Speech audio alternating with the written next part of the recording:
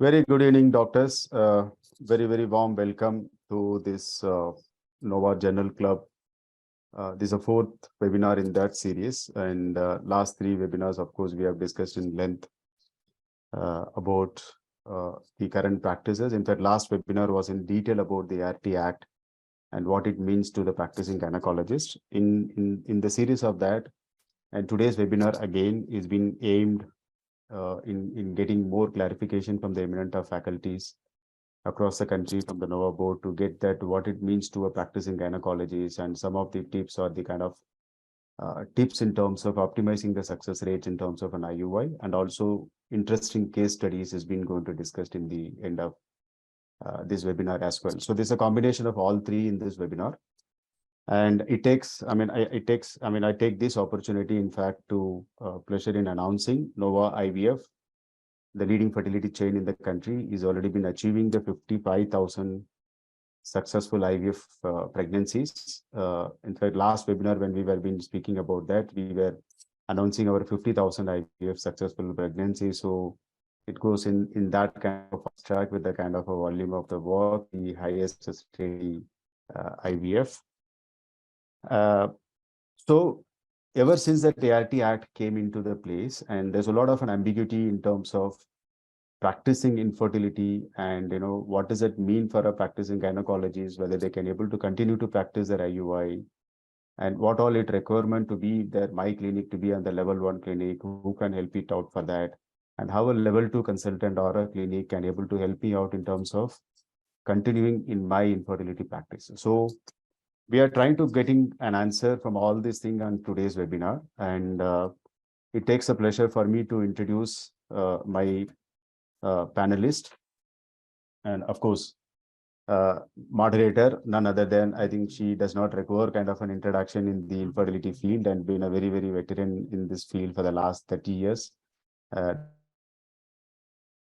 Dr. Sonia Malik, ma'am. And panelists, of course, Dr. Rohit Gutgutia, Dr. Mona Sharaf, and Dr. Mahesh Koregol, Dr. Sandeep Mane, and Dr. Vandana Bhatia, and Dr. Swapna. Just a brief introduction. As you all know, Dr. Sonia Malik has been a very veteran with around 3 decades of an experience, who has completed close to about 7,000 plus ART cycles. Her area of expertise is there in advanced assisted reproductive techniques, endocrinology and immunology, and also the genital tuberculosis and the premature ovarian failure. Warm welcome to you, madam, for this webinar. It's always our pleasure to have you here. And our panelists, of course, Dr. Rohit Gutgutia, who's been the medical director for Nova IVF East, and who's got an experience of more than 10,000 IVF treatment cycles.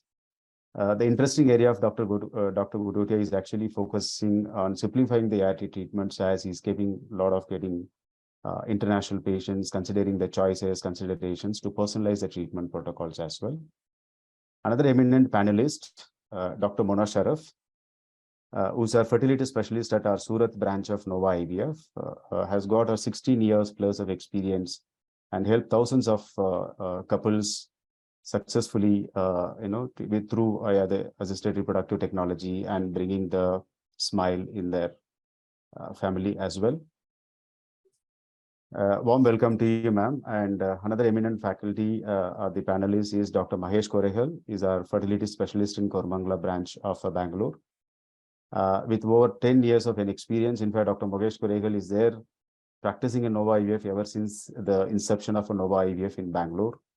And again, his area of an expertise is in handling the IVF ICSI, the male infertility, TISA and PISA kind of the cases. Warm welcome to you, sir. Another eminent panelist, where Dr. Sandeep Mane, our fertility specialist in our Thane branch at Pune, UK certified laparoscopy and hysteroscopy surgeon with over 30 years of an experience. Dr. Mane is in charge of a surgical skill of the training in the UK as well. Warm welcome to you, sir. Thank you. And Dr. Vandana Bhatia, who's again a senior consultant for us, who's practicing in Vasant Vihar of our Delhi branch, with a wide experience in the fields of obstetrics and gynecology, with almost 20 years plus of an experience. Advanced techniques in ART thing is actually the core or interest area for her.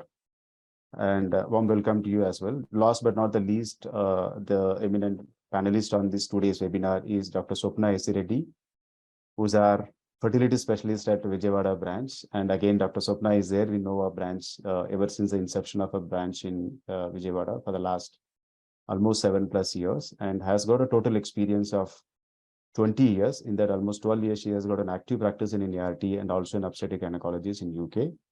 She has performed over 2,000 IVF cycles in India and almost 900 cycles in the UK, right? So all the delegates, as you can see, there's a very, very eminent panelist who has got a cumulative experience of about 140 years plus, right? And I'm sure that all our expectations, all our doubts, and all our clarification which we are seeking it from these panelists, which will get answered today. My request to all the delegates is, whatever been that your question, please use the chat box or please use the question answer session. Please keep typing your questions on this, and we can definitely address them through the eminent panelists and the moderator as well, right? So with this, it's our pleasure to welcoming you all this webinar again for the Nova Journal Club series. And I request Dr. Sonia Malik, ma'am, to please do take over. Ma'am, you are on a mute, ma'am. Ma'am, you are on a mute. Yeah. Thank you so much, Mr. Selvam, for that elaborate introduction of all of us. Thank you very much. Yes.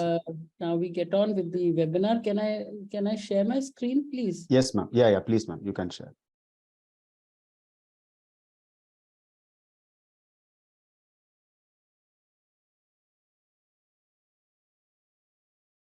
So as has already been told to all of you, we are going to talk about IUI and controlled ovarian stimulation. And basically, we start with the most perplexing and confusing thing that has happened to our lives ever since it started last December in 21. It started, and we have passed through it for the last 1 year with very little changes happening and a lot of confusion around. So basically, we all know that this is the act that has come up. And in addition to this, we also have the Surrogacy Act, which we are not going to discuss at all today. We also know now that the Act has described 4 types of categories amongst us under the infertility gamut. The ART level 1 clinic, which is allowed only IUI, the level 2 clinics where all these things related to IVF can be done. The ART bank is a new entity that has come up where the third parties gametes that we want, the sperm donor, the oocyte donor, and also the surrogates, which is going to be altruistic. So also the donor and the oocyte donor are going to be available and made available to all of us in the clinics. Then, of course, is the surrogacy clinic, which again is a separate entity, and you have to take permission to do that as well. So these are the 4 entities, and today our focus is going to be on ART level 1 clinic because we are talking about IUI. And what are the proposed changes in the practice? There is a mandatory registration as a level 1 clinic. The gynae must be a postgraduate in gynae and obstetrics. There is a mandatory staff and equipment requirement, and there is a mandatory data entry and monthly reporting to the authority. So these are something which has come up and which is very, very stringent, and we all have to go actually abide by this rule. So the one gynecologist who has to be present in a level 1 clinic has to be a medical postgraduate in obs and gynae. These are the degrees that she should be, either of them, she should be possessing one of them. And therefore, that is something which is now a change. So undergraduates probably are not allowed to do it on their own. So these are the minimum requirements that have been said in the reported in the ART Act. This is a centrifuge machine, a microscope, and a fridge. This is what it is. But if they expect us to do the semen preparation also within the IUI clinic or the level 1 clinic, well, then these 3 things which are not mentioned should be also present. That is a sperm counting chamber, as you all know, the test tube warmers, and the laminar hood. These, in addition to that, the consumables that you would be requiring for sperm preparation. So these are the minimal requirements that you would be needing in a case of level 1 clinic. And then if you look at this beautiful chart, all these charts have been made by Dr. Sandeep here. And basically, if you look at this, there is a lot of difference before the Act was there and now after the Act has come in. Registration has become mandatory, like I said, and there is an age limit now to who can avail ART services. The wife not more than 50 and the husband not more than 55 years of age. Again, it is only available to married couples, and live-in couples are not allowed, and single men are not allowed. Single women can avail these services, single men are not allowed. So also same-sex couples are not allowed. So these are the various things that have come up in this act. Staffing has been defined, equipment has been defined, the skills are defined, sperm donation has been defined, number of donations is also once in a lifetime. Submission of monthly reports, like we said, is very, very tough and difficult and is there. And of course, paperwork has definitely increased. Counselor is mandatory. Every clinic, even a 11-1 clinic, must have a counselor. And basically, the freezing of semen sample is allowed up to 10 years. Earlier, it was 5 years. So these are the changes that have come up, which might affect you in your IUI practice. So hence, you should know all this. Also remember, a counselor is, why is it important? Because there is something called a grievance cell, which has now become mandatory for every clinic to have. So a patient can make a complaint, and the form is also available in the ART Act if you all go through it. It is basically to see that the patients don't get harassed by any of us, which is something which is strange because doctors don't harass patients. But nevertheless, if the patient has any complaint, they can make a complaint against us. So therefore, counselors are very important because they will counsel the patient in such a way that it doesn't hamper us. So here are the 4 entities: only IUI, IVF Annexe, Associate, ART Bank, where a sperm and oocyte donor is there. And there may be a 4th category where none, which is an associate with any registered center. So this is an entity which we will come to talk about, which is also very important because this gives a leeway to all gynecologists to practice IUI or whatever they wish to. So here is what is happening after the ART Act. These are the challenges that we all are facing. There is inadequate awareness about the provisions of the ART Act. And how are the doctors going to manage their patients in this confusion is something which is bothering all of us. So how can we help each other? How can we all join together and do better practices? So here are 3 categories of people: the general practitioners, the gynecologists, and the fertility experts. So how do we get together and how do we help each other? So basically what we can do is either we function as a level 1, or we attach to a center, level 2 center like Nova, or we refer to a center like Nova, a level 2 center, or we stop IUI altogether. These are the 4 options that we have. And basically, if you're a postgraduate, you can start your own center as level 1. However, if you're not, you can either attach yourself here, or you can just refer to us.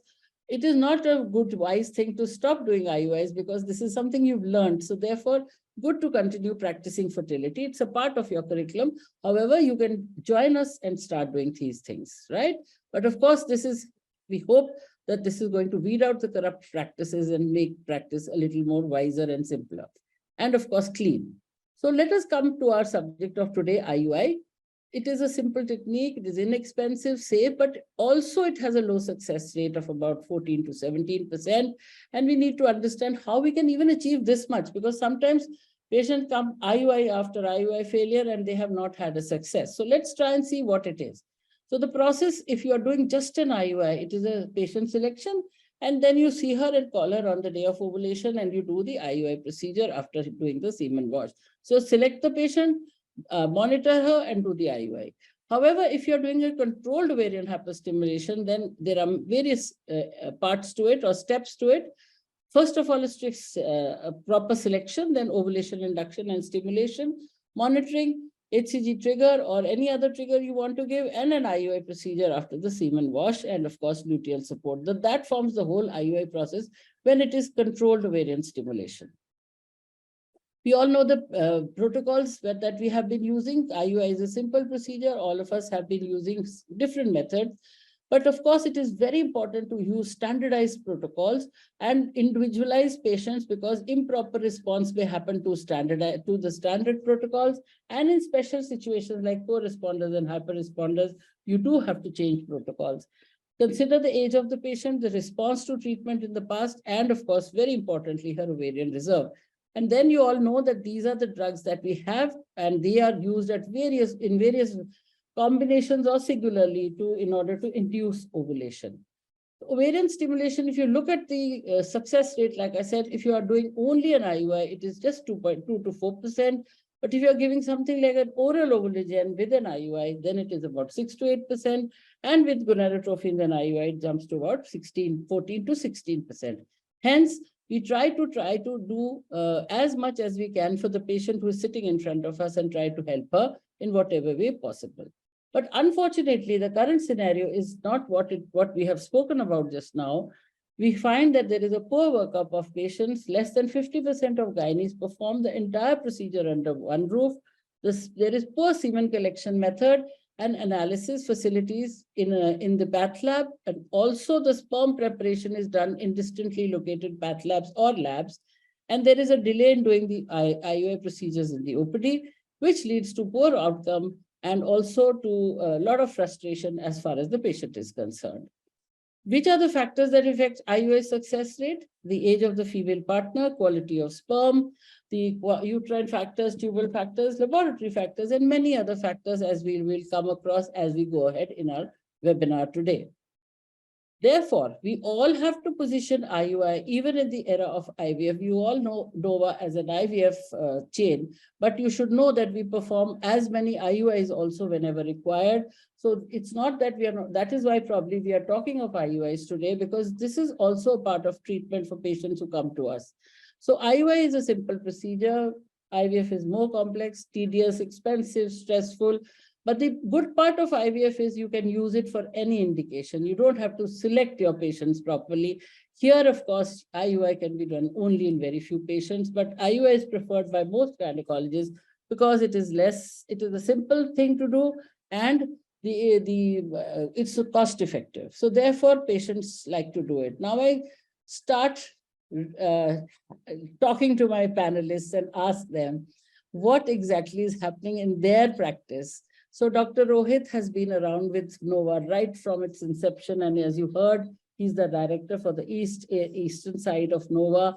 And basically, what my question to him is, why do you think that a procedure like IUI has had a considerable success with Nova? And why is it true that the success rate of IVF centers is more than the clinics? Why do you think so? So first question is, what is the reason for considerable success in Nova? And what is the reason why IUI success is more in IVF clinics? See, thank you, Dr. Sonia, for the question. We all along, those of us who've been practicing for more than a decade or so, we've all along felt that the focus of the gynac or people, when we were like practicing as generalists, our focus used to be on ovarian stimulation. And somehow we felt that ovarian stimulation is the crux of the fertility treatment. It is only when we became part of the Nova ecosystem that we realized that maybe ovarian stimulation is part of the story and not the whole story. So the main thing that we need to understand is, for success in an ART program, it's a team approach, and ovarian stimulation is important, no doubt about that.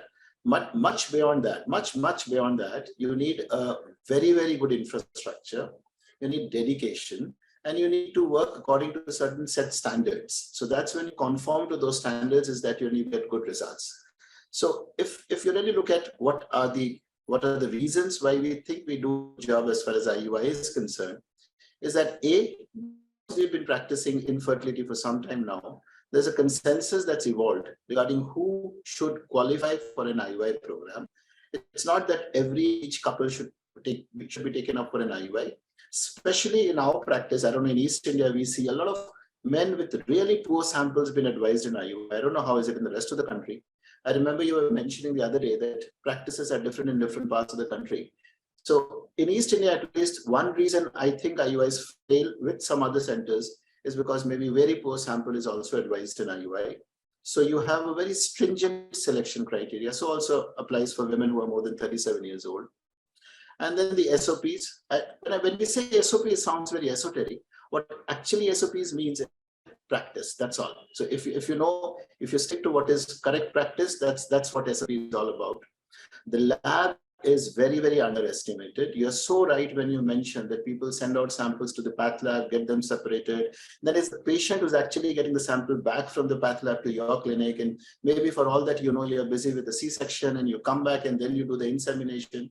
None of this can happen in a Nova clinic. There is a very strict sample given to insemination time format that has to be followed. And this is one very, very important factor which contributes to successes. And then the whole thing has been overlooked by people other than myself. There are managers, there are technicians, there are lab managers who ensure that all the boxes have been ticked properly. So I would say that this is the reason. IUI in itself has a very short learning curve. All of us who are listening in, who are practicing, we are all capable of doing IUIs. It is where you perform the IUIs, under what kind of circumstances are your IUIs getting done, that matters. And finally, of course, as you mentioned, the audit part. The audit is self-correction. So of course, that's important as well. Thank you. So thank you. Actually, what he stressed is that you have to be good in anything. There is a learning curve for everything, and IUIs, happily for us and thankfully for us, is very easy to learn as a process. However, there is important things that the lab has to do, and that is very important, that your lab has to be good. The technicians who are actually doing it need to be more qualified, and they should have adequate training, and they should be validated for performing good semen preparations. Only then you will get good success rates. Dr. Mahesh, again, Nova has very strict SOPs and is considered very quality conscious, but it is not price conscious. You have a very mixed clientele of both urban and rural population. Have you had to convert an IVF patient to IUI because of lack of funds, or even further? Have you had to cancel an IUI because the patient could not afford it? Would you do that, or would you still like to help the patient somehow or the other, despite the fact that you are, following strict SOPs of Nova? Yeah, that's a very good question, Dr. Sonia. It's very important to understand that why we prescribe or we advise a certain kind of treatment, whether it could be an IUI or an IVF. It is not, we are not seeing mainly in terms of patients' finances or anything. More scientifically, we make a decision as to scientifically which suits them and how they have been trying for so many years unsuccessfully with multiple IUIs. So IVF would be the only option, or there are some factors like Tubal factor where an IVF would be the only option. So these are the patients wherein according to the SOPs or according to the practice, they will be helped only by IVF or an IUI, whatever is advisable. But then to come to cost, I have never seen somebody who is backing out just for the cost when the treatment is advised right. You are advised correct steps and correct methodologies. And moreover, I have never in situations come across wherein I had to convert from an IVF into IUI just for the price sake. Definitely Nova is one of the most competitive rates, and because it's more transparent, I would say it's more transparent, and upfront it will give you the exact and no hidden charges. So it's very transparent way of pricing. It's a very competitively and less priced only. So I don't think because of the cost there have been any difference, but the quality has been excellent. The success rate has been excellent. So we counsel the patient that why you need to undergo either an IVF or an IUI, whatever has been advised to you. And if you see the price wise, it makes no difference. And I never had to really go down on these treatments and change the methods because of a cost.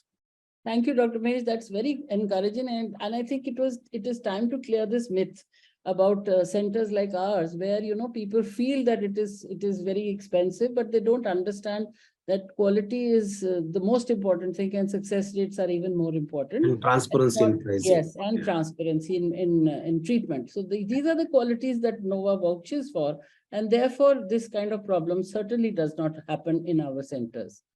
Dr. Mona, you are also one of our seniors, and what are the indications for which you will do IUI?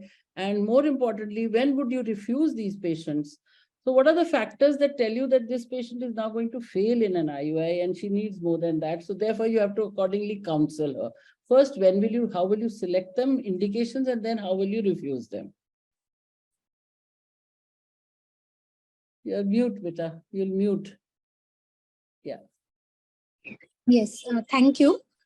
So I think indications we are all very clearly aware of. All the gynecologists we know.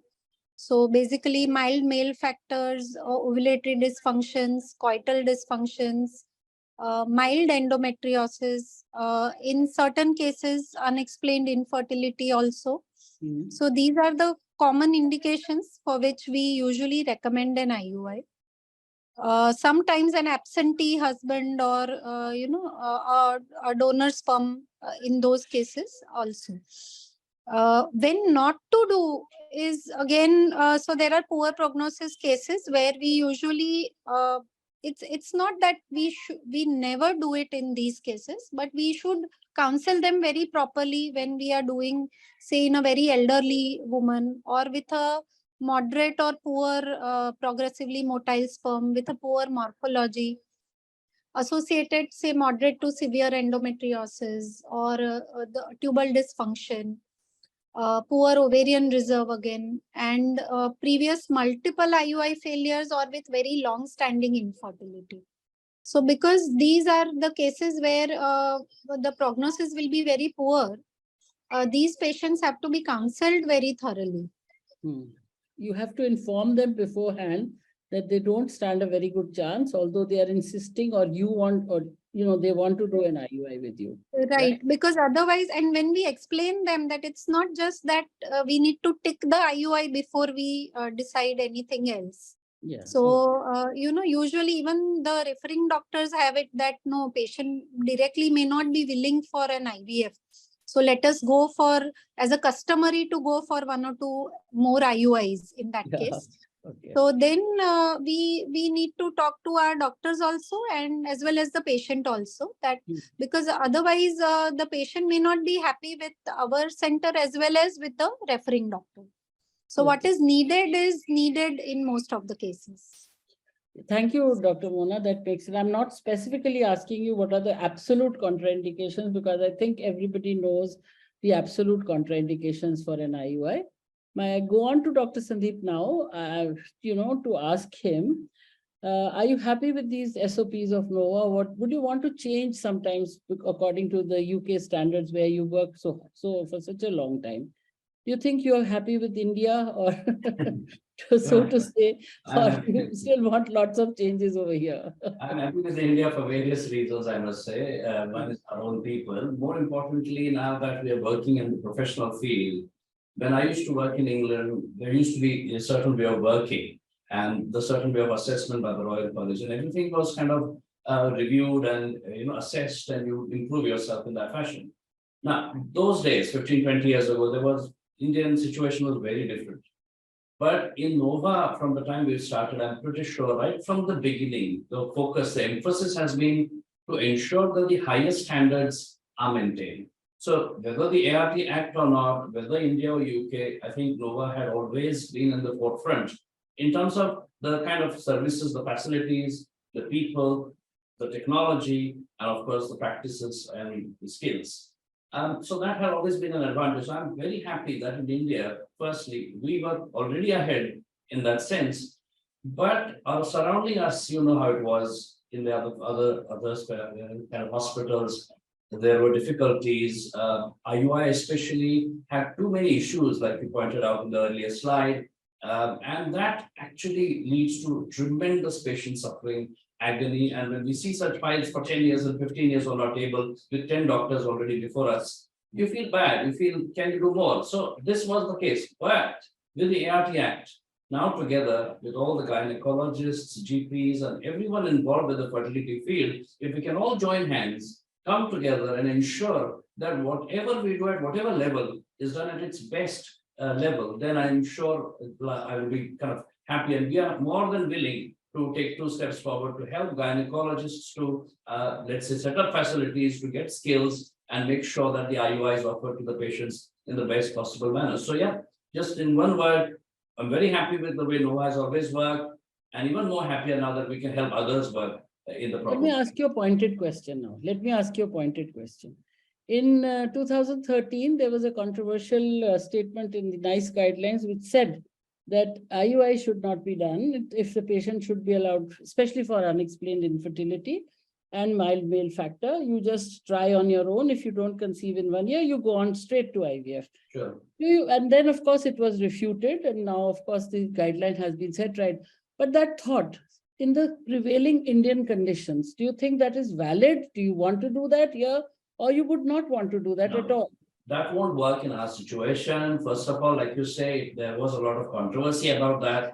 And in the UK, they could easily say that if not this, just go straight to the IVF, was quite easily said. Here, even when there's a clear-cut indication for IVF, absolutely obvious, still patients are so reluctant. So we can't leave them to their own fate and let them suffer through that. And sometimes we might succeed, fair point, counseling, making sure that we are not misguiding, misleading them into wrong treatment, but at the same time, trying our level best to help them in the given situation. So for that sort of unexplained, mild sperm factor, I absolutely feel we can't say that will never work. So I think it's always good to give them an option of IUI till they get ready.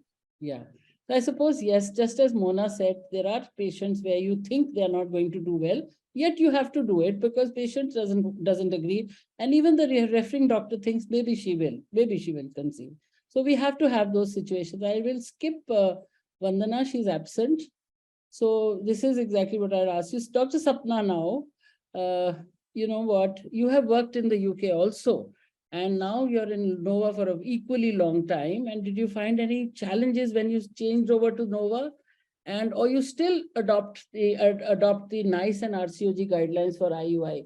Why I'm asking you this is when I go to any meeting or when I am in any kind of a webinar, there is always a slide saying NICE guidelines says this, RCOG guidelines says this. So are you still following those guidelines, or do you think what we are doing in India, Nova has guidelines? So do you think we are good enough to do it, or you still think that your results would improve if you followed the RCOG guidelines?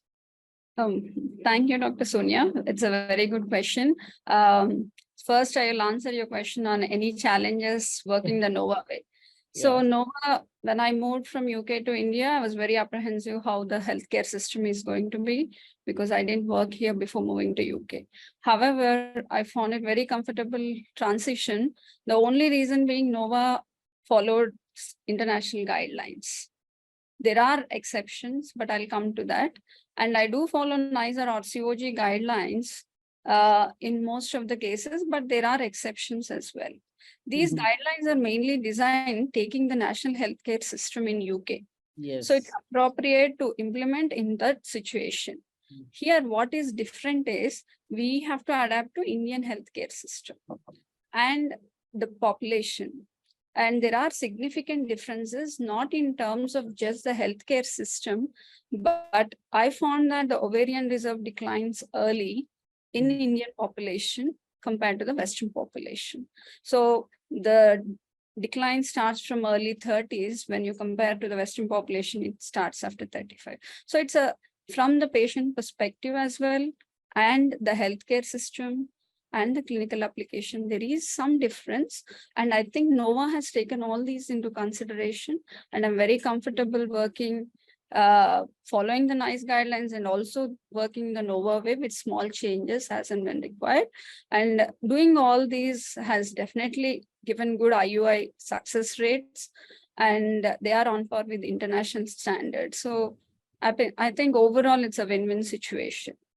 So why I put these questions to all of you is not because I know that we are doing things according to Nova, but what I wanted to particularly ask you is how are you going to position yourself in the ART Act, under the ART Act? What from your answers, what I can gather is that we are really not going to have much of a problem in getting into that act, because we were already following guidelines and we are already reporting a lot of data. We have audits every month and we are doing data reporting every month. Hence, we will not find any. And in most of the clinics, IUI is not, the record for IUI is not kept. Singular practices don't keep records of IUI. Other things they may be, but this is considered to be a very small procedure. Hence, they don't follow it that well. But now, because the government is going to ask them to keep a record, it's going to be a different thing. Here in Nova, we are recording everything. Hence, I asked you this question, why is there any difference? And so, Swapna, you have very well answered, saying that, coming from there also, you didn't find any difference because Nova has adapted to international guidelines. So now let us talk about the stringent case selection that we were talking about. And I have put up certain cases for all of you. I start again with Rohit because I started with him in the beginning. Rohit, she's a 30-year-old girl with a BMI of 27 meters square, irregular cycles, hirsute with PCO ovaries, Trying to conceive for the last 2 years, her tubes are patent, her husband's semen is normal, AFC is 10 to 12 in each ovary, and AMH is 3.9. She is obviously phenotype A PCO. What are your tips in managing this patient? How are you going to go about? Is a controlled ovarian stimulation with IUI the suitable treatment for her? Do you think she's going to do well with that, or would you want to do something before that? Okay, so basically this is a pretty standard patient that walks into our clinic because we run a tertiary practice. And in most circumstances, she would have had maybe 4 to 6 cycles of letrozole or clomiphene tried before she drew a unit. So that would be the standard practice. As a routine, we would put them on gonadotropins, and the standard protocol that we would follow is the chronic step-up protocol. I'm not really looking at the BMI being detected or anything else because she looks optimized. She's the right age. She's not been married for a long time. Yes, I would counsel them that she may not respond or she may require to move into an IVF. I'm not much of a believer in a laparoscopic ovarian drilling. So in this case, most of the cases, in fact, of such kinds, we would start with gonadotropins at a lowish kind of a dose, maybe 50 to 65, say 62.5 kind of a dose. So we have mentioned that she's had any treatment. No, Suppose she gets a fresh case, nothing at all. This is her first consultation with you. yeah. Then So what would you put her on? Is if really she's come without any kind of a stimulation practice before, then she would be my right candidate to put on letrozole. Okay, so if it is a beginning, you are going to put her on a softer protocol, and if it is, she's had a failure, then of course you would choose to do that. All right. Okay, Dr. Mahesh, so basically you are going to give her an IUI cycle, that's for sure. Yeah. Dr. Mahesh, this one is a 32-year-old primary infertility with 3 years, and her AMH is 2.3. Endometrioma 4 centimeters in the right ovary. Husband's semen is normal. How will you counsel and manage this patient? First thing is not to do something which is not required, especially endometrioma surgery. I've seen a lot of surgeries unnecessarily being done for endometrioma, and whatever AMH you are seeing will come down. So post-operative endometrioma, the ovarian reserve comes down post-operatively. So just by identifying endometrioma is not an indication for surgery, which I've been emphasizing from the long time, because a lot of lab surgeons especially believe in operating it, and then the lot of adhesions and recurrence and all other complications along with the low ovarian reserve, wherein we have even done the donor egg IVF because of completely lost ovarian reserve secondary to endometrioma. Hence, in particular patient who just were married for 3 years, I would definitely check the tubal status, and if it is fine, IUI would be more preferable approach as the first line of treatment in this. Okay, so basically, no surgery. This is very important point that he has made, because this is exactly what is happening. Everybody is going in, removing the endometrioma because it's 4 centimeters in size.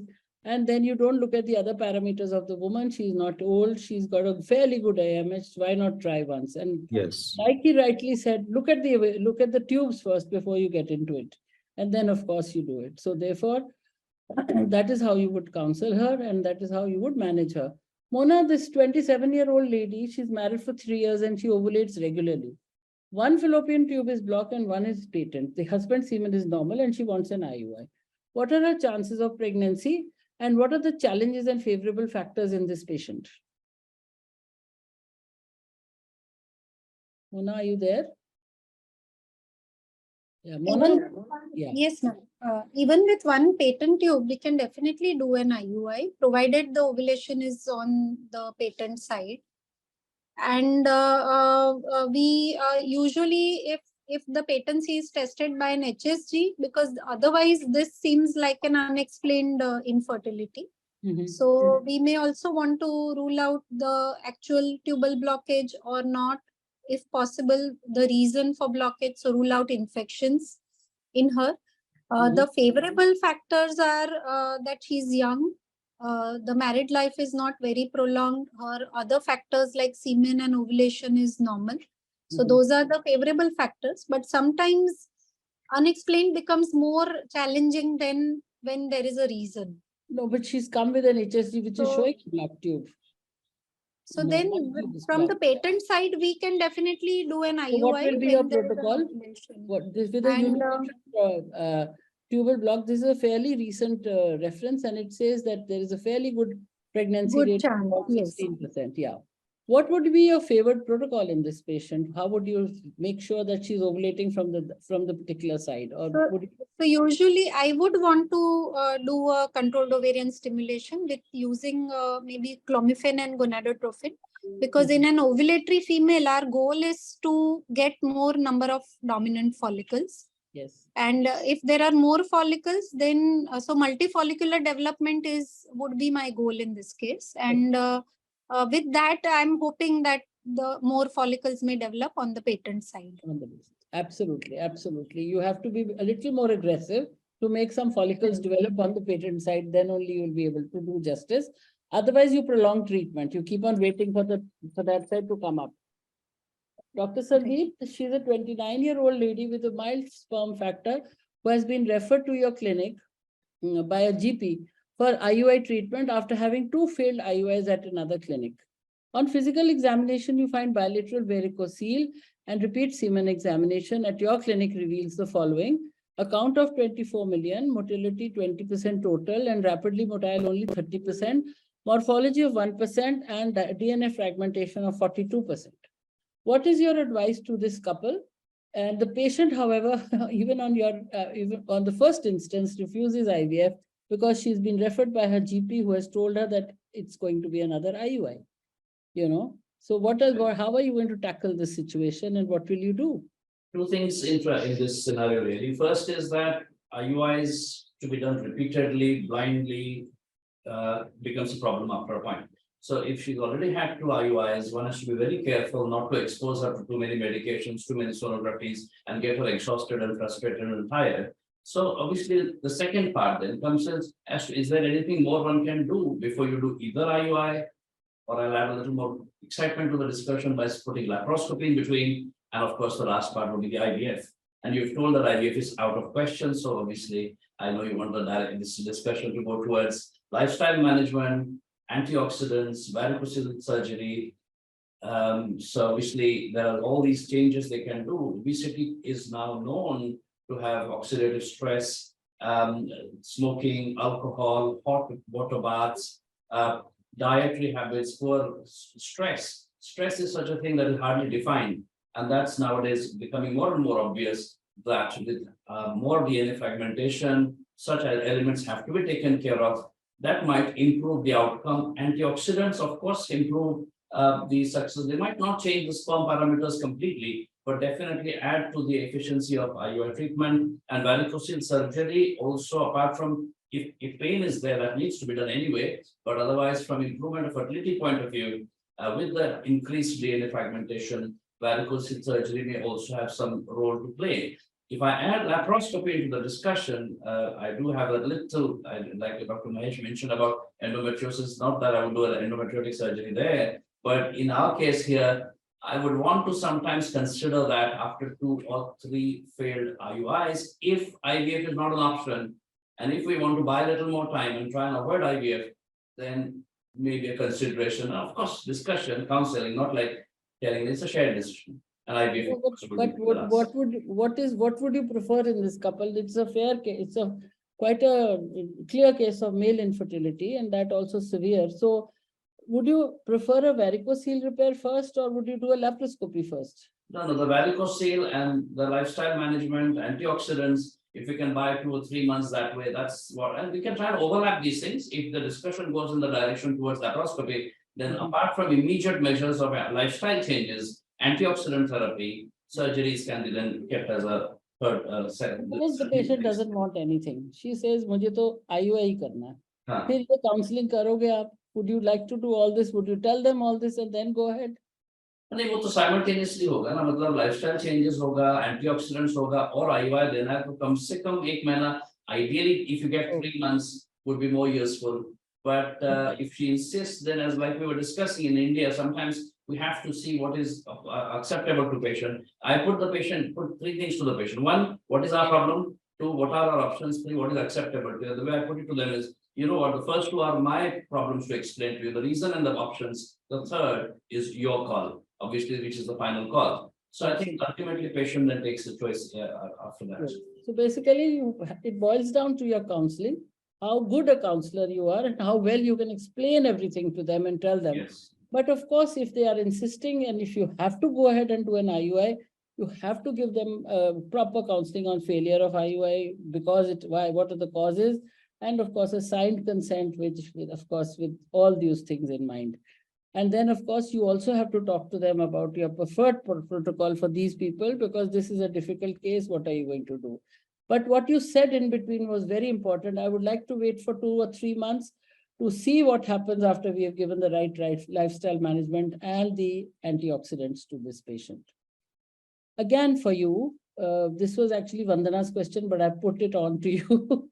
So she's a 27-year-old lady with 3 years with known case of primary amenorrhea, gets only withdrawal bleeding with estrogen, progesterone, and presents with primary infertility. Semen is normal. Ultrasound reveals a small uterus with an ET of 2 millimeters with small ovaries. Her day 2 FSH is 2, LH is 1, E2 is 12, AMH is 3.4, serum testosterone and prolactin is normal. Now, what is your diagnosis and how are you going to manage this one? This is hypogonadotrophic hypogonadism. And in this case, of course, the amenorrhea needs to be addressed with the estrogen, progesterone, cyclical therapy, get the uterus to function again, get some hormonal balance back in a way. And after 2 or 3 months, start the stimulation protocol with the HMG injection, gradually increasing the dosages. And yeah, hopefully the ovaries will respond and we can get her an outcome. How long does it generally take to stimulate these patients? It can take quite long. I would think what, at least 3 weeks. 2 or 3 weeks? Would you wait for 2 or 3 weeks or would you jump to something else? Yeah, I think they'll have to go step by step, gradually increasing. I'm pointedly asking you this question, Dr. Sandeep, because what happens is that gynecologists, if they don't find anything happening over there on ultrasound, they quickly recommend donor eggs to such patients. They say that you're not responding to treatment, hence you require donor eggs. Just build the uterus with estrogen, progesterone, and once they don't find any eggs over there. So it is very important for all of us to understand, all of you who are here, that these patients take a very, very long time to stimulate, maybe even 2 weeks. But if they do, sometimes can they go into ovarian hyperstimulation? So, Swapna? Swapna, I always call us. I'm calling you gold anyway. Swapna, what do you think so? So, an interesting question, but because the patient who I dealt with was going through in my mind as we were discussing, a very young, very slim patient, but she had no choice because she was hypogonadotrophic hypogonad, and it did take a long time to stimulate. And we were very cautious and we were worried when we were increasing the doses that she would hyperstimulate. However, we can. It's very unlikely, but in the event that they may hyperstimulate sometimes, because we have to step up, we have no other option, because they can't repeatedly have this again and again. Once we have started stopping it halfway through, it's not going to help them. But again, we have all freeze options in terms of IVF, and in IUI it can be a little bit tricky, but we need to counsel the patients accordingly. Beware of the hyperstimulation. It may not be OHSS, but it cause she may form more than 2 or 3 follicles, and therefore you have to be cautious when you're stimulating these patients. They won't show any growth and suddenly they will blow up, very much like the PCO patients, but of course on a different level. Right. Going back to you again, Swapna. Yeah. This patient, 1 minute. Sorry. Yeah, she's a 35-year-old married woman for 9 years and she ovulates. She has regular cycles. The tubes are healthy. Male factor is normal. 3 failed IUIs. She's currently unexplained infertility. What would be your advice, IUI or IVF? It's a straightforward one, and I would definitely recommend IVF over IUI. The factors which favor IVF are her age, 35 years. As I previously said, the reserve declines after 30 in majority of the patients. And not just that, but she has a prolonged marital life of 9 years. And having ovulation regularly and normal healthy tubes and normal male factor, again having 3 failed IUIs, though everything is normal, she's not conceived even once. So that definitely we would go for IVF. And looking into different indications and different studies comparing IUI and IVF, IVF gives definitely higher pregnancy rates as per some studies which were done in early 2000s. However, IUI also gives reasonably good success rate. So as we discussed earlier, RCOG recommended IVF for unexplained infertility. And it was very controversial. I was in UK and I was practicing ART at that point, and patients were very upset because they just have one go at IVF, and if that doesn't work, they're really depressed. So the evidence for suggesting was from low grade evidence. And when patients were asked what was their choice, they definitely preferred IUI because of the low cost and less invasive procedure, and still have reasonably good success rates. So in couples with unexplained infertility who have a prognosis of less than 30% pregnancy rate within a year, IUI with ovarian stimulation can be offered to the patient. And this is from very high quality studies. And this is also from one of the studies, and WHO also took that seriously. So it can still be offered. However, if they had 3 failed IUIs, I think moving on to IVF would be better, because again, we have evidence that the pregnancy rate is higher in the first 3 cycles rather than later on. And technique which we use also is important. I mean, many studies say that there is no very clear evidence, robust evidence in terms of which method for sperm preparation. However, for unexplained infertility, density gradient would give higher results compared to the swim up technique. So they've had all these 3 and still it didn't work, then we should definitely consider IVF. So in any case, for this patient, you have considered IVF. Okay. Now we are coming to certain tricky situations in your practice, and let's see how you will manage them, also related to IUIs. Now, Dr. Mahesh, this is a 29-year-old lady and with a mild sperm factor sent by a GP for IUI treatment. The procedure has gone well, but the outcome was negative. At the time of informing the result to the patient becomes very unhappy. Just as we said in the beginning, this grievance cell has also started and accuses the clinic of cheating. Why did this happen, and how do you think you can handle it? What are the most important points in counseling before you do an IUI procedure? Yes, this is a very important scenario. It happens in fertility clinics very often, because patients spend a lot of money on the banks of hope, not a guarantee, but hope. So it's always important that before we start any treatment, including IVF, across the world, what is the success rate? We tell them either it's IVF, either it's an IUI, or any of the procedures. So what is the success rate, whether it is 5%, it is 10%, and what is my clinic success rate? Everything we tell them before. If we don't tell them, they feel you are doing something that is 100% guarantee. Today, couple do not try early in their reproductive ages, but come late, presume that IVF is a 100% guarantee procedure. So these are the smaller myths we need to clear before you start with the treatment. And you tell them what is the realistic possibility of them getting pregnant with one particular cycle. And that's how you begin with. Even you remind them when you're doing the procedure again, that this is not something that I'm doing 100%. This has such a limited success of this much percent across the world, not only in my center, across the world. So we are doing the best with the best intention and best faith, and we have to hope for the best pregnancy rate, but then it is not 100%. So now when you started looking at her records, you found that the endometrium had been thick in all the cycles. Yes. Why was it so, and how would you handle this?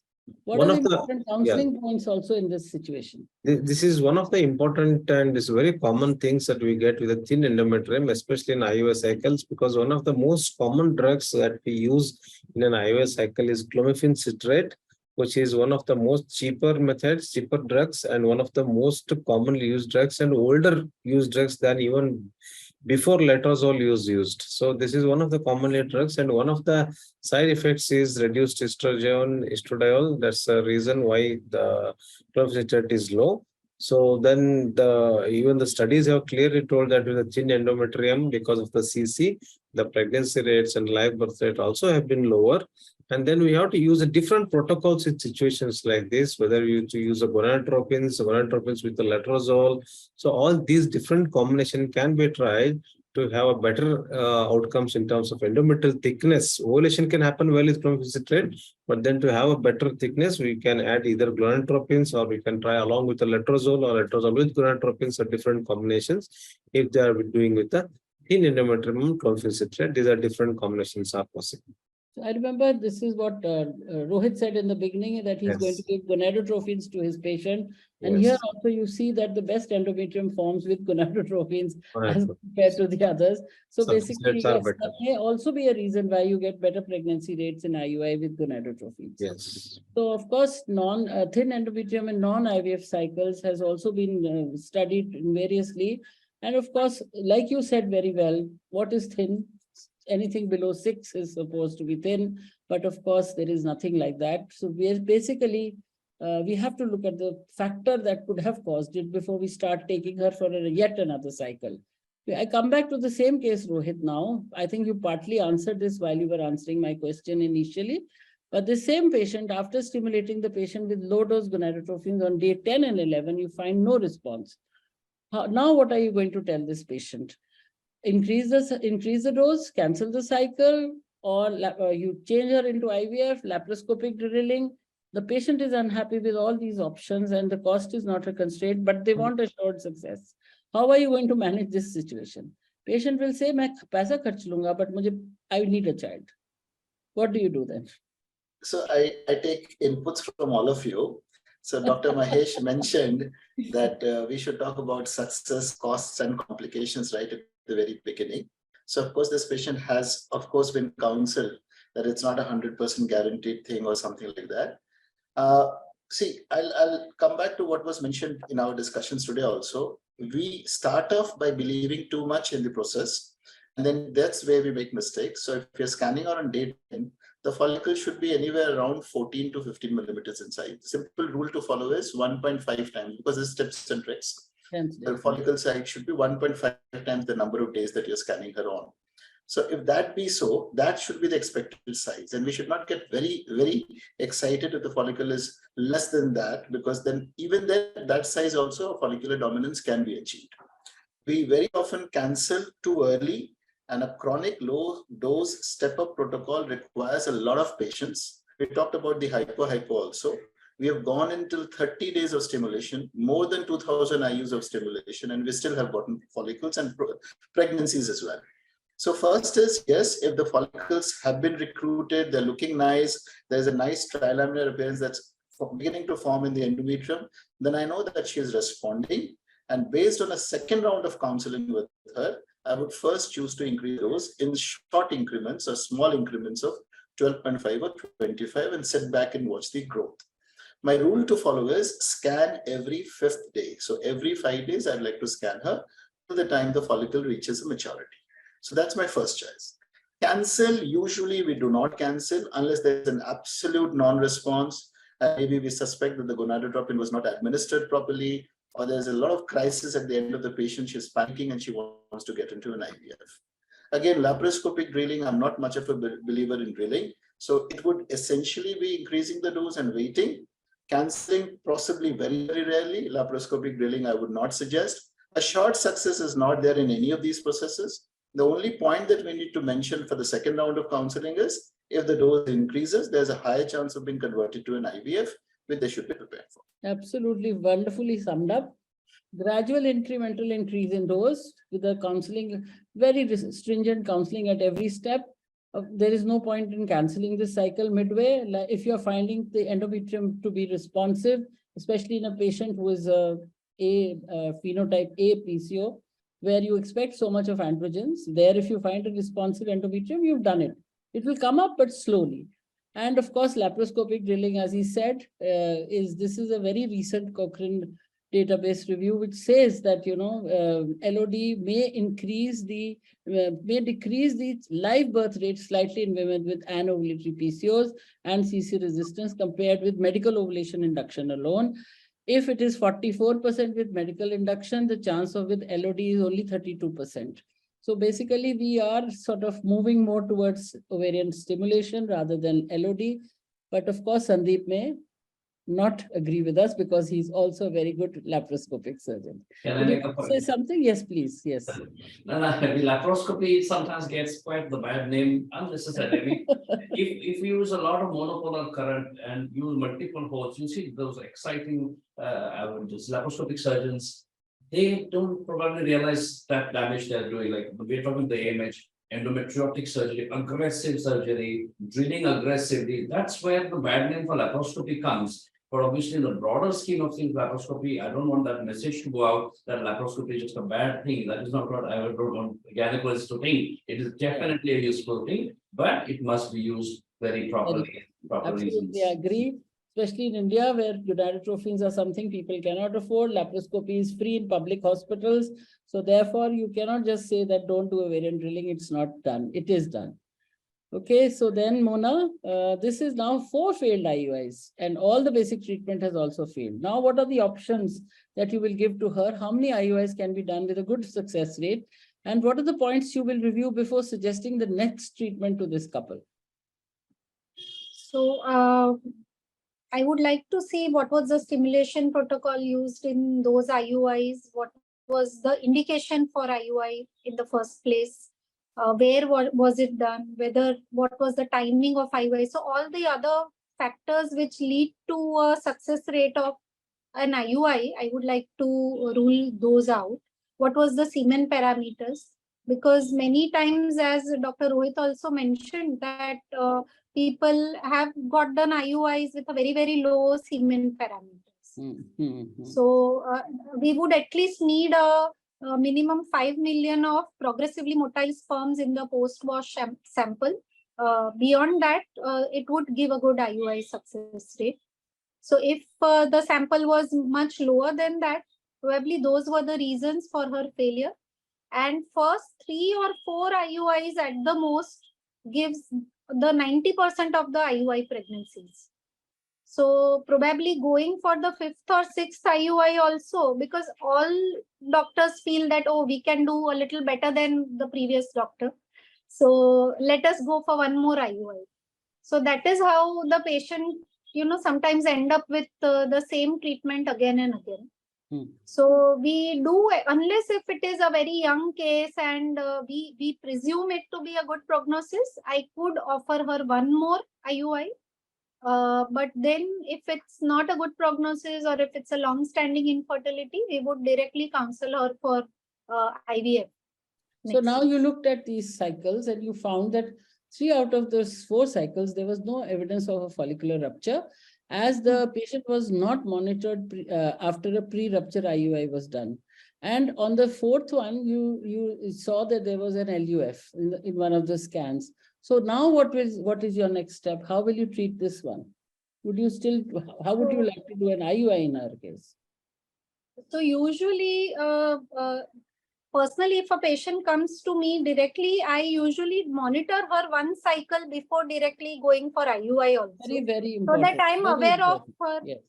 So I'm aware of how her uterus is, how her endometrium, whether she's ovulating well or not. But if in case if that has been missed out, in that case, and if it's a clear case of repeated LUFs, then I would also want to rule out whether she's a case of endometriosis, because LUF have been very, very commonly seen with endometriosis, hyperprolactinemia, some additions if they are there.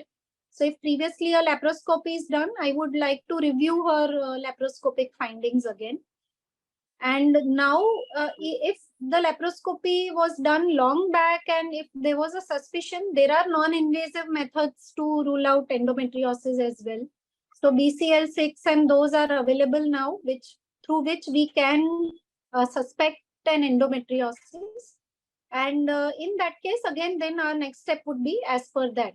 One interesting thing in LUF in endometriosis, so LUF is basically the follicular phase issue and not the issue with the trigger.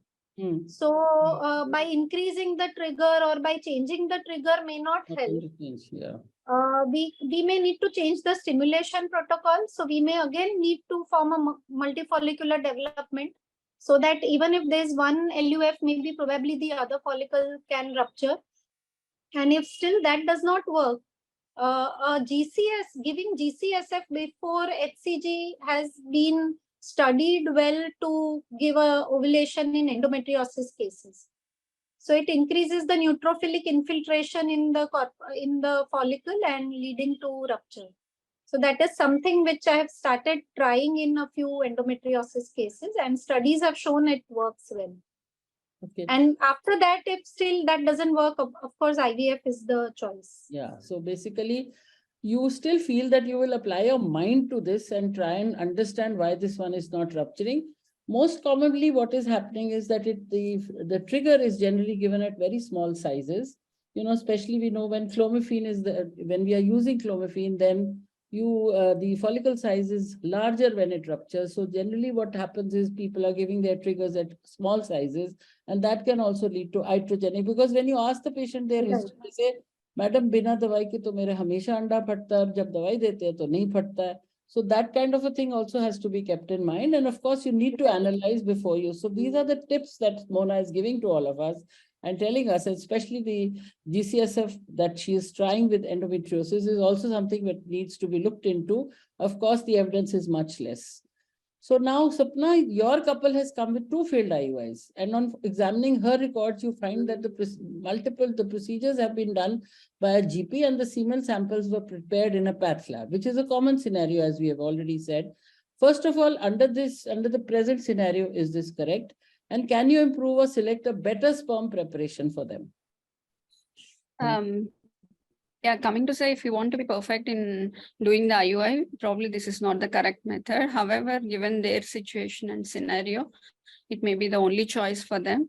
No, they have a choice now. Swapna, you have to tell them that this is not correct Not, as per the ART yeah. law. Yeah. So as per the current standards, we do not recommend doing with semen preparation in a path lab. However, a GP. we have seen this quite a lot, and compared to the way they prepare and compared to the way it's prepared in the IVF centers, definitely there is a significant difference. How we can improve that, not just in terms of preparation, but I would also look into stimulation. As we discussed earlier, there's not only one way of improvement in terms of how we perform IUI. It has to be multiple approaches. So stimulation, apart from stimulation, sample preparation plays a significant role. So which method, there's been low-grade evidence and there is no better one. However, one study says that, again, density gradient technique gives much higher results compared to the swim-up technique, especially when there is a male factor on unexplained infertility. And are there any cutoffs below which we should not do? So the pregnancy rates are very poor if the total motile sperm count after wash is less than 4 to 5 million. And how can we overcome this? Sometimes patients are very keen to have IUIs, and we can do a trial wash and see whether or not we'll be able to get significant motile sperm after the wash. And if that is the case, we can confidently go ahead with it. And we can also advise them regarding the abstinence, not too long, not too short. And sometimes we can also take 2 samples to increase the total motile sperm count, and it to also shorten the time from the preparation of the sample to insemination. Okay, now this one was to be addressed by Vandana, but I'm asking Mona to tell me about this one. She's a 35-year-old lady, or in fact, all of you can chip in, with a 38-year-old husband who has come with repeated IUI failures. On checking their record, you find that she has a history of repeated infections for which she has been treated but has a recurrence. Husband also gives a history of a painful testicular swelling before marriage, which was treated with antibiotics. Now, what should be your line of action, Mona? I think you're very fond of infections, as I could make out. So I think we would want to rule out her sexually transmitted infections for her. And probably a swab culture, and if needed, if the endometrial thickness and everything is good, then endometrial sample may not be needed. But as it is a chronic infection, probably it is very likely that it has spread into extended PID spectrum. So again, I would also want to rule out her tubal condition based on that. And when we talk of chronic endometritis, so it is something not very new, but still less understood. So it's basically, it could be infection as well as it could be just inflammatory condition of the endometrium without any infection. So it could be a consequence of infection as well. And that also is one of the reasons for unexplained infertility and repeated implantation failures or repeated IUI failures as well. So So a good hysteroscopy. Yes. Sorry, my question to you, sorry, was Mona. Basically, what are the tests that you would send in this patient? We've said that it is chronic endometritis, and we have to take it out. We have to take a biopsy or a sampling to be done. What are the things that you will be ordering? What would you like to test? Histopathology or more? Histopathology is not completely sufficient, but if done in a good lab and when we ask them to look for plasma cells, and or if the pathologist is conversant with what we need them to look into, that can be done. Okay. Other than that, probably an immunohistochemistry or gene expert to rule out tuberculosis are a few more things that we should look into. Yeah, so basically, these are things which would actually be done in a level 2 situation. Generally, we don't think that when you are doing a level 1 practice, you would be required to do all this or immunohistochemistry and all that. But definitely histopathology would sometimes help you, where if the pathologist is good, number one, they could find a lag in the sample, thereby telling you that this was a subtle LPD, or they may find some plasma cells over there indicating that this is chronic endometritis. Why I specifically put all this, Mona, because you have set these slides, but why I put them up was because basically what is happening now, every person is doing very, very difficult tests on patients and they do not even know how to interpret them, but they are definitely ordering some tests. So what I meant was that unless and until you really think you're going to go ahead and do something like an IVF or giving them advanced treatment, you should not be tackling all this. This kind of a patient should be referred to a higher center where you can't understand whether this patient really has infection in the uterus or not. Now that brings us clearly to the end of our session. And I think what I would ask my panelists is, when do you consider IVF treatment after IUI and when do you advise an IVF directly? I think I'll have to start with Rohit again because he was the opening batsman. So let him be a guest. Let him start again. So there are a couple of cases where, of course, nothing will work other than an IVF. So when you're going for donor eggs, maybe when the tubes are blocked and we are sure of that, or where the parameters are severe. Other than that, if the patient insists, you feel that they've been married for a short time and an IUI works, we can try that. But the only concern with an IUI is the patient dropout. A patient comes with the idea, I would not say a patient, a couple comes with an idea that things are going to work with me. We haven't done anything wrong and an IUI should work with us.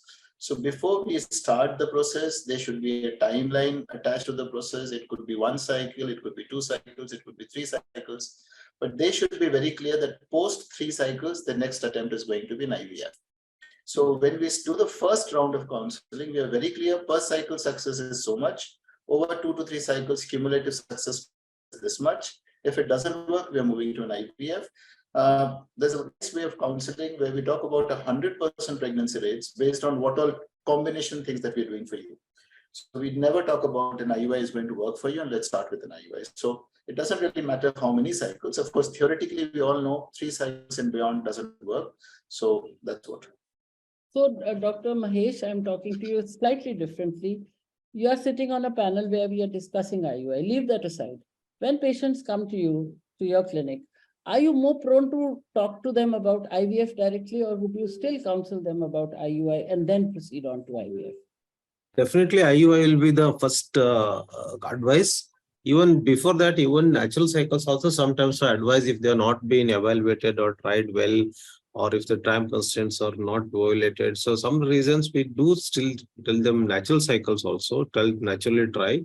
Next, IUI is also definitely one of the options.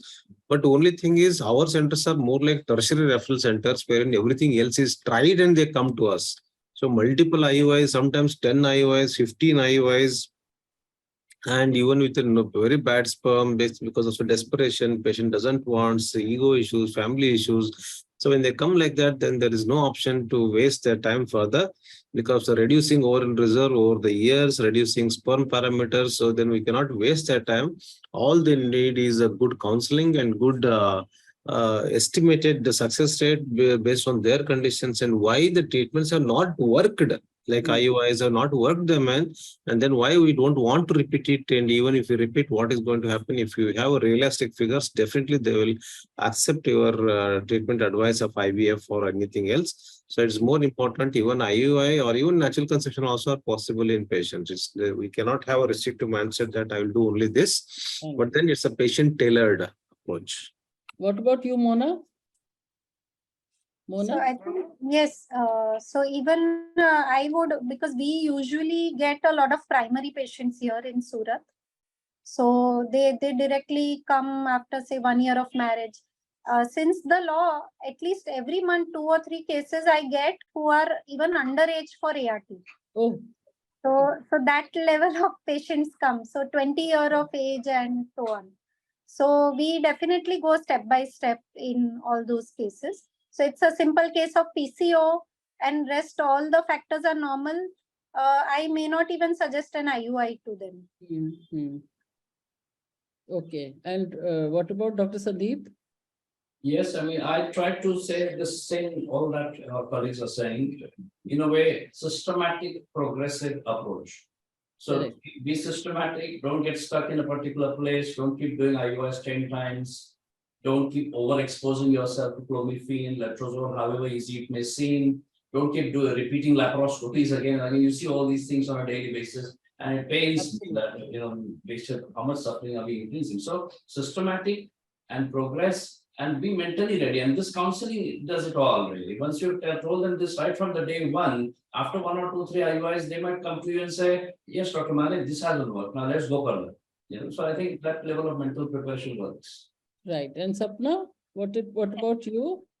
Yeah, we do get a wide variety of patients, as Dr. Mona was saying, from underage patients to even very old age couples. Sometimes we had to decline because of the older age.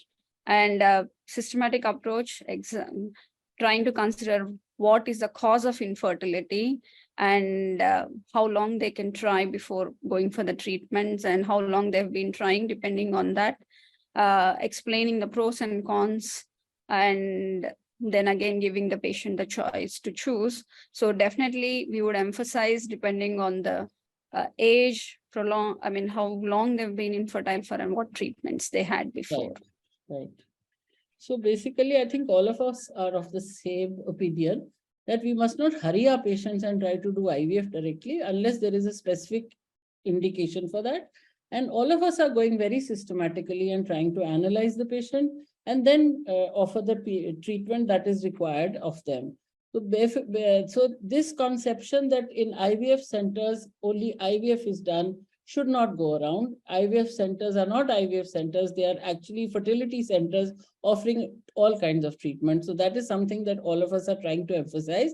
And that is why we are also telling people, our colleagues, that it is time for us to work together and join hands so that we can give better treatment to all our patients.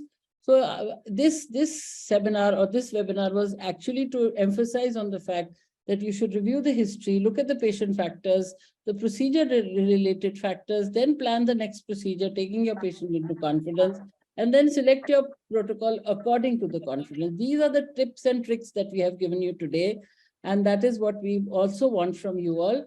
You should look at your patient more proactively and try and see what can you do to help that patient. So lots of factors are there which make an IUI successful or unsuccessful. Look at them carefully before you decide to do yet another IUI, or maybe this patient needs something better. So with that, I thank you all very much for being here with me, and I thank my panelists a lot for taking time out to do this webinar with all of us together. More than that, I would like to thank you all for sharing your slides with me, because what you saw today is a cumulative effort of all my panelists, Dr. Sandeep, Dr. Mona, Dr. Swapna, and of course, Dr. Mahesh and Rohit. All of them have contributed. So thank you very much, wonderful panelists. Mr. Selvam, I can see that there are lots of questions in Lots the of, yeah, lots of questions. want, Yeah, if you you can able want us to to, address that yeah. in another webinar? Yeah, maybe few of them in case, 2-3 in case if we can able to Okay, address all them right, now, all doctor. right. Let me see. Yeah, yeah. Let me see. Yeah. I think few of the questions where Dr. Mona has already directly replied in the chat as well. Okay, okay. And those questions, yeah, few of them you can address, So and we the are rest not we can going to even try address to reach out to questions the which are related to IVF, day 3 arrest of embryo. I'm not addressing that. There is, in an ovulation study, there is formation of a complex cyst. Then what is the line of further treatment? Mona, you can take that one, please. A complex cyst, when you're doing an ovulation study, what is the further line of treatment? So we would want to know if that cyst was there on second day, so it was a baseline cyst, or it has developed during the process of stimulation. Sometimes a corpus luteum may also mimic a complex cyst. So if it was not pre-existing, it could be a follicular or corpus luteal cyst, because we always see the patient on second day or third day. So the baseline scan is important. Okay. And if it is chronically there, then we would like to rule out whether it's a infective cyst or an early developing endometrioma or some other form of cyst. So, Dr. Mahesh, you said that surgery in endometriomas should be done very, very sparingly. The Yeah. person here is asking, what is the indication for surgery in endometrioma then? Unless for the reasons of pain, or if it is an extremely big size wherein it might be obstructions to do the egg pickup, I don't recommend the surgery, because it is going to recur. It is going to come back with a more vengeance. It's going to cause a lot of adhesions, and it's not a permanent solution. So I don't think the surgery, if you're looking for fertility, should be the first option. Always either you try naturally or an IUI or stepwise an IVF process to freeze your embryos before you attempt a surgery of endometrioma, because it might destroy your ovary and bring down your ovarian reserve. So it is not advisable to go endometrioma surgery if you're looking for fertility. That could be only for the reason of pain or too big wherein you are not able to access ovaries, which is very rare. I think it is mostly to do with the pain aspect. Okay, so then Anandi is asking, when we are giving letrozole and HMG, what days would you prescribe? Is it day 3, 4, 5 or day 5, 6, 7? And how do you choose that? This is for you, Swapna, if you can take that one. So HMG letrozole cycle, day 3, 4, 5 or 5, 6, 7. How do you decide? I start from day 3. We can use letrozole as well as gonadotropins. It can be urinary or recombinant, depending on what the clinician thinks the patient needs. We normally start using HMG along with letrozole from day 3, and we rescan after 5 to 7 days, giving them once daily, every day. And depending on what the response is, we decide on whether to continue the same dose or change the dose. Of letrozole or HMG? What HMG. Letrozole is HMG. only for 5 days. Okay. And later on, HMG can be continued from day 3 for continuously every day for 5 to 7 days, and rescan to see what the response is. And depending on that, we can increase the dose if needed, and normally always follow a step-up protocol rather than a step-down protocol. Then there are two related questions to Mona. One is basically, what do you do? How do you know whether the right side or the patent side follicles are developing? Which side is it? How do you know that? I don't know. I think this is a very simple answer. You have to just look at the scan and see where the follicle is developing. But the second question is, when do you give GCSF in case of unruptured follicle, intrauterine or subcutaneous? What do you do? It's to be given subcutaneous at least 12 to 24 hours before giving the HCG, before the trigger. Okay. So, and what is the best modality for tubal patency in your opinion? These are all for you. So that would depend upon the duration of infertility, if any other factors are there or not. So if it's just a short duration, you are just doing it for screening purpose, our hysterosalpingography is fair enough. And if it's a long duration of infertility, no other reasons are found, or where you're strongly suspecting a tubal factor, or if there's something else to be treated like a chocolate cyst or a suspected endometriosis, then obviously leprohisto would be the better. treatment of choice. Now, this one, I think Dr. Sandeep, you can take this. Can a level 1 clinic keep medicines in the clinic for dispensing to the patient, like progesterone, estrogen, or any other supplement that is needed in IUI cycles? Well, I suppose it's more like a legal question, whether a drug license is needed. That's the question. Can you dispense medicines? Can you stock medicines and actually sell medicines? No, you can't without the drug license. But if it's a part of a package and you've charged as a package and the medicines are a part of the package, I suppose that might just be legally allowed. Can anyone else comment on that also? Rohit, Dr. Mahesh, anybody? Yeah, as per level 1 ART Act, there is no restrictions on medication And part of it. If they have an in-house clinic to in-house license, drug license to store medications and dispense, they can dispense. The only artificial handling of the gamete outside is not allowed in the level 1. If they don't have a level 1 license, then the medication, yes, supportive medication, they can prescribe. There is no need of any worry about ART licensing on that part. But then drug license they need to have also. Okay. So there's a question for you, Rohit. In cases of stimulation where the duration is prolonged, like a PCO with low dose stimulation, how will I know when I should stop stimulation? Because once it went on for more than 2 weeks and I still got nothing. So we discussed this. Basically, you have to have an infinite appetite to wait it out. So if you're willing to wait it out and if you diagnose the patient correctly, then she's bound to respond. There are admin issues that you have to keep in mind. The gonadotropin has been administered properly or not? Is it of good quality or not? Has it been kept properly or not? So these are issues that we have to look into. From the ultrasound, which is something that we rely a lot on, if the endometrium is showing us trilaminar, and if you want to, if you check your estradiol levels and they are more than 100, then you know that she is responding. So that's the basic point. Now it's a matter of titration. If you go too high, too fast, then she may blow and she may have a lot of follicles growing, which is not something that you want. And if you go slow, then also she'll respond. Remember that she should not go down because then she might, and then you have to start the stim once again. So that's the only thing. Okay, thank you. How long can letrozole be used in extended protocol if no response? And can I start gonadotropin after that? Dr. Mahesh? Gonadotropin, extended gonadotropin, that's letrozole protocol, you can use for 10 days. Most of the times, up to 10 days, you should be able to get a good response. If you don't get a good response, you can add gonadotropins after that, but then you would have missed the window, and then the chances of getting a good follicle goes down. Since you're using a letrozole, it is either a natural cycle or an IUI. I suggest to wait for another cycle if they have a regular cycle. Next cycle, you can add gonadotropins along with the letrozole instead of starting later. Now, if you already crossed 10 days of letrozole, and if you're not got, and then you want to start gonadotropins, it may not be adequate response.